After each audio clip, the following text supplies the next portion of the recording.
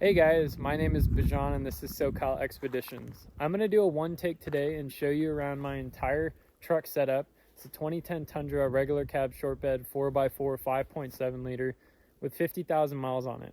But I just wanted to take you guys through what I've done to make this truck the ultimate camper truck, because these trucks from factory are good, but they're not great. And I wanted to make sure that this truck was really great for me. So let's jump into this one take and I'll run you front through back on all the suspension upgrades I've done, armor upgrades, as well as the camper and the interior for it, because it's really cool. So the story of this truck is I flew out to Tennessee to buy it and I had it shipped back to California. I bought it with 26,000 miles on it. It's a salsa red pearl color. I just fell in love with these trucks. It has the power of a regular Tundra with the 5.7 liter, but it's also just unique. So with the single cab, I got the bench seat in the front, which I think is better than having a center console. I can fit 3 wide. We've done it multiple times, and I just love this truck. I can't talk about it enough. But let's jump into talking about the armor and the upgrades that I've done to make it my own, pretty much. It's a coastal off-road front bumper up here. This is a weld-together-yourself kit that Ryan put together for me. You weld all of the plates together, grind the welds down smooth, and then go get it painted or paint it yourself in the color that you choose. And I love how slimline this thing is. It looks fantastic on the front of these Tundras, as well as it's probably the most affordable option. I have a Baja Designs 30-inch S8 light bar in that pocket right there, and it's plenty of light for me with the Morimoto 4 bangers on the side. For the winch setup, I have a Factor 55 Fairlead Factor 55 winch hook, and then a Warn Evo winch. It came with steel cable, and I took that steel cable off and then installed Harbor Freight synthetic line, which was cheaper than buying the Warn with synthetic cable. It's the same winch, it's just the cable that they upcharge for. You can see my winch box relocated right here so I can plug in very easily. And I have the hood pop so I can show you guys when you install this bumper with the winch, you need to relocate your power steering cooler. So mine's right here, and this was the biggest pain to fit and to get it to flush mount and everything. You can see that I bent this bracket just a tiny bit, which it's a replaceable part, so I didn't feel bad about it. But if I need to open up the spool, I can reach down right here and I can access my winch. While the hood is open, we can talk about the upgrades that I've done to this engine, which is pretty much nothing. These trucks are really reliable stock, so I didn't want to add a supercharger on it. It has plenty of power, but I have my light switch. This is a VO switch, runs to the inside of my truck, so all the wires run up to the negative bus bar right here and then inside of the box, and one cable goes into my controller. That's all I've done in the engine bay. I just changed the oil every 3,000 miles and she treats me well. This grille. So I ordered a new surround, then I ordered an insert and had this color matched, and I installed the insert on the new surround, and I think it looks awesome. The color match came out so good. I'm very, very stoked on the front end of this thing looking like a TRD Pro. And if you've seen my previous videos, I used to have Morimoto headlights on it, but I took them off because, to be frank, I think that these OEM halogen headlights actually produce better light than the LED stuff. The LED was just scattering the light a little bit too much, so I came back to here and I'm back to stock, and it produces more light output, more usable light output in my opinion. Taking a look under the truck, we have RCI skids all the way from the front to the back with the cat guards because thieves suck. So it's just one deterrent. Hopefully they see that and they say, screw it, not gonna go for this truck. But RCI skids are all the way down there. Suspension wise, I'm a King boy. I'm a King fanboy. These are King 2.5s with the fin resis as well as compression adjusters. All the new Kings for Tundras should have these fin resis, these new billet mounts, and it looks so good. And it rides really well for straight out of the box. Total Chaos upper control arms, and I have spindle gussets sitting at home, but I haven't done those yet. And if you can see way down there, I have a Wheeler's super bump in the front. For the wheel and tire package, these are OEM TRD Rock Warrior wheels in a Volk Bronze style powder coat. I have an 1.25 inch spacer from Spider Tracks to get these things at an effective plus 18 offset, which I think when you're running skinny tires, you want that offset to make the truck look better. If not, it's going to be really inboard. So I decided to go with this setup. I have done 0 cutting. So my cab mount is still intact and complete. Nothing has been modified to get these things to fit at all, which I was a big fan of. Sliders, these are Iron Rhino fabrication sliders. Nobody makes sliders for the regular cab short bed. So these were custom made pretty much for my truck. You can see in the back, we have that little wedge here because we made a set earlier and it ran all the way back pretty much to here. That meant the whole slider had to be lower for it to fit right. And I just wasn't a fan of it. So we made a second set and this one fits perfect. It's high and tight with the entire body line, which is my, I don't know, my jazz. It's a 10-degree angle and it just looks perfect in my opinion. I'm very, very stoked on how this thing came out. So in the rear, we have the same wheel and tire package, but we have King 3.0s. This is a triple bypass shock. It's a stock length setup, so it can do up to about 2 inches of lift in the rear, which is all I really want. And then you can see my U-bolt flip kit down here from Archive Garage with a super bump on it too. This is a pretty good setup, but I have a Deaver F85 Adeleaf, and that thing is severely underrated for the amount of weight that I have in the back here. So I'll be doing a full leaf pack really soon. You can't see it, but underneath the truck, it is fully boxed from the back half. So starting pretty much in front of this gas tank right here, it is plated. So the whole other side of this C-channel frame has a plate.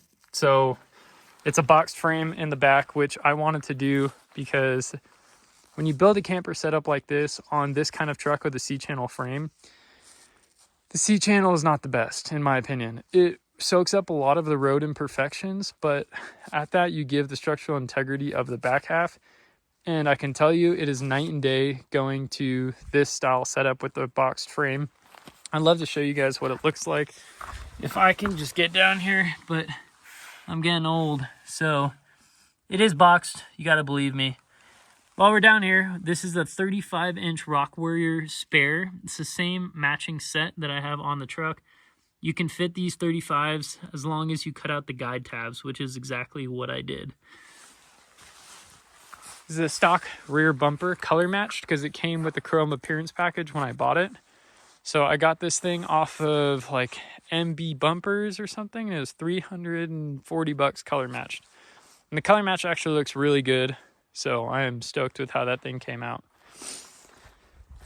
That is pretty much all of the stuff that I've done for the truck, other than a front bed bracket, which again, you're not going to be able to see. But to support the bed, there's an additional bed brace. You might be able to pick it up here. But that front bed brace keeps the front of this bed from cracking, which is notorious on the 6.5 foot beds on a Tundra. There's just a cantilevered section from about here to here. And when you put this heavy of a camper on, you need some kind of additional support to keep the bed sides from wanting to split apart, as well as the front bed from cracking. So let's jump into the camper. This I've done a video on, but it's a Topo Toppers Rincon camper. It's a full pop-up. This one has a little bit of a flared design, as you can see as I stand back here. So that gives me a sleeping space of 71 inches. On the outside, I went ahead and I installed L-Track myself, so I can mount pretty much any accessory that I want to the side of the camper. And I have these slider windows, which I really love. You can see my build out inside. So I wanted slider windows. They don't offer anything that pops up, but even if they did, I wouldn't get it because I can't even reach inside. It's too high for me to jump in there. On the roof, I have a fan as well as L-Track that runs the whole distance as well. And I have a solar panel sitting to go on. Sitting at home, it's a 250 watt Renogy. So let's show you guys what the back of this thing looks like. So this was a design that I drew up in 80/20 Builder, and I sent it out to TerraQuest Off-Road for them to build this thing out for me exactly like how I wanted. My goals were I wanted all the way up to the camper bench seating, and then I wanted a fridge in the very front like I have right now. Then I wanted storage cubbies for whatever items that I was going to put in there. So the materials it's made out of is 80/20 extruded aluminum. These are kingboard or starboard. It's a boat marine material, so it doesn't warp, as well as it is waterproof. The entire bed is waterproof. I took the time, I took everything out, and I sprayed it with a hose, and I found every single leak point, and I patched it up with beetle tape. So no water gets in this truck with a power washer, so I don't think it's going to get on with normal driving, which is awesome. When you put an entire setup like this, the worst thing is when it starts leaking. I just hate it. I've had it happen before, so it's good to seal the corners of the camper as well as the entire bed itself. Let's jump in here and give you guys a little bit of a look of what's going on. So again, this is all bench storage. These pop open, and it is a very, very deep bench. It is past my elbow deep of storage where I can just throw whatever I want inside of here. Sleeping bags, more storage up front. I consider this the messy side because odds are you're going to throw it inside of here and it's going to get rattled around as you're driving, and it's all going to get disorganized. Let me open up some windows for you, get some more light in here.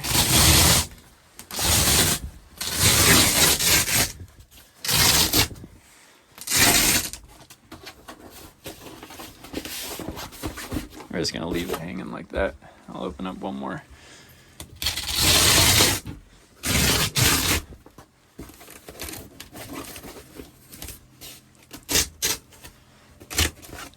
So I'm not going to do a full camper tour. I have a video of that, but you can see the thermal insulation package that I have now. I brought a diesel heater, but I forgot all the plumbing for it. So I threw in the insulation package, and we're going to see how much of a difference it makes tonight. The windows on these things have mesh on the outside as well as clear vinyl inserts that you can throw down, but I think they're changing this design now from inserts that go inside on the back here to a Velcro piece that will Velcro on. And then you have your blackout layer. 4-inch thick mattress, 71 inches wide, pretty much a king-size bed. You have 2 bed panels that will slide out and sit on these rails right here, and they'll come all the way out. So you can have an entire bed set up yourself, which is awesome. You can see my Max Air fan. This is the smaller of the 2 models that they offer because honestly, you don't need much CFM in this confined of a space, especially when you close the windows or you open it and you can suck air from outside and create a draft up and outwards. Looking at this cabinet storage right here, I have cabinets that were designed around front runner boxes, the flat packs. I just haven't bought them because they're expensive, but I can fit 2, 4, 6 of those. And down here, I just have my EcoFlow battery just free floating, sliding around, and that powers the fridge as well as all the other stuff that I'll install inside of here. This originally I thought was going to be a countertop, some kind of, I don't know, top setup instead of it being inside of the channel of 80/20, but it came out like this when I got it, and I was like, okay, that works. So my stove fits in between here, which is nice, but in the future I'll change this out to being a countertop instead of recessed in the 80/20 channel. This back section, I got questions before on why I didn't build it all the way out to the side here. First, the window. Second, I'm gonna have my ladder go all the way back here, and it's gonna be the little giant step or whatever. I just haven't put that in here, but it's gonna sit on the rails right here, and I wanted some kind of section in the back to be able to fit longer items that were skinny. And if I don't do that setup and put the ladder back here, then instead I'm gonna have fishing rods instead of being down there where they can get damaged easy. I'll have them over here and on some kind of like hook design, either off the bed rail where the bed sits on, or I don't know, recessed some way. I have my table set up right here. Normally I don't leave this here all the time because I want to leave space for the fridge to be able to vent through the sides on the front. As you can see right here, you need some kind of room for it, but the table fits perfectly right here, and with the back window shut, it doesn't go anywhere, so it's nice. Then I have a Dometic CFX something. This thing's old, but I have just the essentials in here. And I love this thing. This thing has worked for 4 or 5 years. The interior of this camper was designed around space. I wanted 26 inches width of hallway space so that I can walk around and have plenty of room to do whatever I want, as well as to be able to bend over and grab whatever I need. I see a lot of people build these interiors really tight, so you can barely fit your foot sideways. And when you're bending down trying to grab stuff, it just becomes a pain.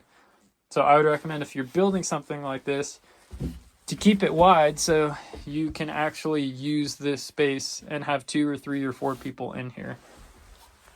The future plans for this bed build out is really to add a sleeping section that comes off of here and comes down. So that way I don't have to pop the camper to sleep in it if it is super windy. But I will tell you, I have slept now in 30, 40 mile an hour winds and been completely fine in this camper. I'm shocked at it. Just how sturdy it is compared to the wedge stuff, because I've had 3 wedges now and I would never ever go back to one. I'm completely sold on these full-size pop-ups. For me, I just think it's game changing.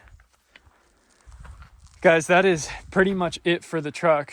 If you want to see the interior, I guess we can do that, but there's not much going on inside of here. I just have a Joying 10.1 inch, as well as my VO switch there, which controls my rear E-locker. It's an Eaton rear E-locker. I have Revolution 529 gears in this truck with the 91 octane OTT tune. It is the perfect driving experience. I don't want anything more out of this truck. It will get me up every single hill. It'll yield me 14 miles a gallon. It'll do everything that I want with enough power to do so, especially in elevation. It does not struggle one bit. I'm so stoked to call this thing the new camping rig. There will be videos in the future actually putting stuff inside of the cabinets and organizing them and keeping stuff from sliding out with bungees. All that is going to come, but first I just want to get a baseline on the truck, see what stuff I want to change, but I'm so happy with it. It's amazing. So that is going to be it for me, guys, on this truck. I hope you enjoyed watching this video. If you have any questions on the build, just put them in the comments and I would love to answer them for you. If you're searching for a regular cab short bed truck like this one, I would tell you to look and keep looking. I checked every single hour for months on end until I found one that was perfectly clean with the cam tower fixed, because those are notorious for going bad on these trucks. Again, any questions on finding trucks or building yours out, put them in the comments. If you enjoyed this video, all I ask is give it a thumbs up. I'll see you guys in the next one. And again, my name is Bijan and this is SoCal Expeditions. Peace out, guys.